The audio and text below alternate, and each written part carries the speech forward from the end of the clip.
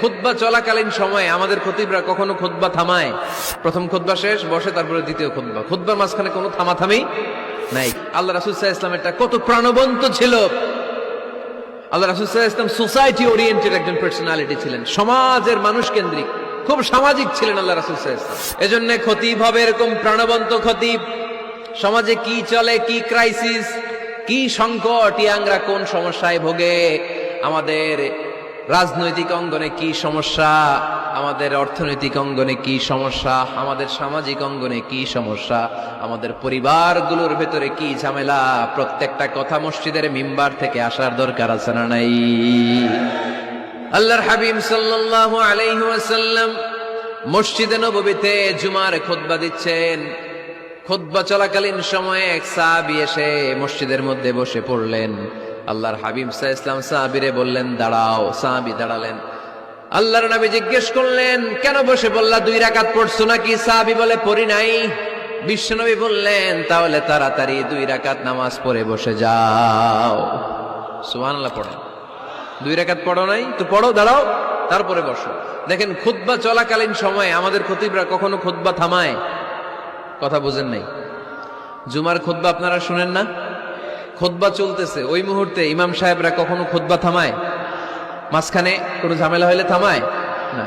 প্রথম খুতবা শেষ বসে, তারপরে দ্বিতীয় খুতবা, খুতবার মাঝখানে কোনো থামাথামি নাই। কিন্তু আল্লাহর হাবিব সাল্লাল্লাহু আলাইহি সাল্লাম কেমন খতিব ছিলেন দেখেন। আল্লাহর হাবিব সাল্লাল্লাহু আলাইহি ওয়াসাল্লামের খুতবা দেওয়ার স্টাইল এন্ড অ্যাটিটিউড এবং আমাদের খুতবা দেওয়ার স্টাইল এন্ড অ্যাটিটিউড, আল্লাহ রাসূল সাল্লাল্লাহু আলাইহি ওয়াসাল্লাম এটা কত প্রাণবন্ত ছিল। আল্লাহ রাসূল সাল্লাল্লাহু আলাইহি ওয়াসাল্লাম সোসাইটি ওরিয়েন্টেড একজন পার্সোনালিটি ছিলেন, সমাজের মানুষ কেন্দ্রিক, খুব সামাজিক ছিলেন আল্লাহ রাসূল সাল্লাল্লাহু আলাইহি ওয়াসাল্লাম। তিনি দেখলেন একজন বসে পড়ছে, উনি খুতবা থামায় দিলেন। জুমার খুতবা থামায় বললেন, এই নামাজ পড়ছো না? পড়ো, 2 রাকাত পড়ো। আবার খুতবা শুরু করলেন। সুবহানাল্লাহ পড়বেন না? একবার তিনি খুতবা দিচ্ছেন, দেখলেন আল্লাহ রাসূল সাল্লাল্লাহু আলাইহি ওয়াসাল্লামের 2 জন নাতি হাসান আর হুসাইন রাদিয়াল্লাহু তাআলা আনহুমা, ছোট্ট মানুষ, একজন এদিকে দৌড় দেয়, আরেকজন ওদিকে দৌড় দেয়। আল্লাহর হাবিব সাল্লাল্লাহু আলাইহি ওয়াসাল্লাম খুতবা থামিয়ে দিলেন, মিম্বার থেকে নেমে আসলেন, 2 নাতিকে 2 হাতে ধরলেন, ধরে আস্তে করে জান্নাতের এই 2 সর্দারকে নিয়ে মিম্বারের উপরে দাঁড়ালেন। এই হাতে এই নাতি, ওই হাতে আরেক নাতি। এরপর দাঁড়িয়ে দাঁড়িয়ে তিনি বাকি খুতবা দিলেন। পড়েন সুবহানাল্লাহ। কত প্রাণবন্ত খুতবা। উনিও খুতবা দিতেন, আমরাও খুতবা দেই। আল্লাহর হাবিব সাল্লাল্লাহু আলাইহি ওয়াসাল্লাম খুতবা দিচ্ছেন। এক সাহাবী এসে বলল, ইয়া রাসূলুল্লাহ, মদিনায় দুর্ভিক্ষ, বৃষ্টি নাই, আপনি বৃষ্টির দোয়া করেন। রাসূল সাল্লাল্লাহু আলাইহি ওয়াসাল্লাম খুতবা থামায় দিলেন, থামাই দিয়ে দোয়া শুরু করলেন। আল্লাহুম্মা আসকিনা গাইসান মুগীসান মারিআন মুরিআন নাফিআন গায়রা দার আজিলান গায়রা আজিল। আল্লাহ, উপকারে বৃষ্টি দেন, যে বৃষ্টিতে আমাদের ফসল জন্মাবে, সবুজ ঘাস লতা পাতা জন্মাবে, আমাদের গবাদি পশুর রিজিক বাড়বে, এরকম উপকারে বৃষ্টি আমাদেরকে দিয়ে মদিনাটারে ধন্য করে দেন।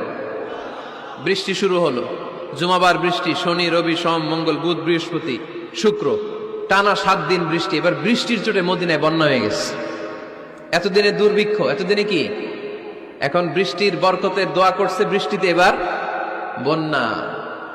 যেই সাহাবী বৃষ্টির জন্য দোয়া করতে বলেছিলেন, পরের জুমাবারের খুতবার সময় এসে ওই সাহাবী বলেন, ইয়া রাসূলুল্লাহ, আবার খুতবার মাঝখানে, ইয়া রাসূলুল্লাহ, আর বৃষ্টির দরকার নেই, আর দরকার নেই, এবার বৃষ্টি বন্ধের দোয়া করেন।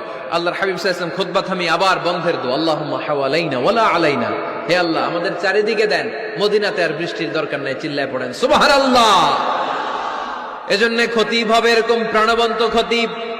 সমাজে কি চলে, কি ক্রাইসিস, কি সংকট, ইয়াংরা কোন সমস্যায় ভোগে, আমাদের রাজনৈতিক অঙ্গনে কি সমস্যা, আমাদের অর্থনৈতিক অঙ্গনে কি সমস্যা, আমাদের সামাজিক অঙ্গনে কি সমস্যা, আমাদের পরিবারগুলোর ভেতরে কি ঝামেলা, প্রত্যেকটা কথা মসজিদের মিম্বার থেকে আসার দরকার আছে না নাই? আল্লাহর হাবিব সাল্লাল্লাহু আলাইহি ওয়াসাল্লাম এভাবেই সমাজকে ঠিক করে দিতেন।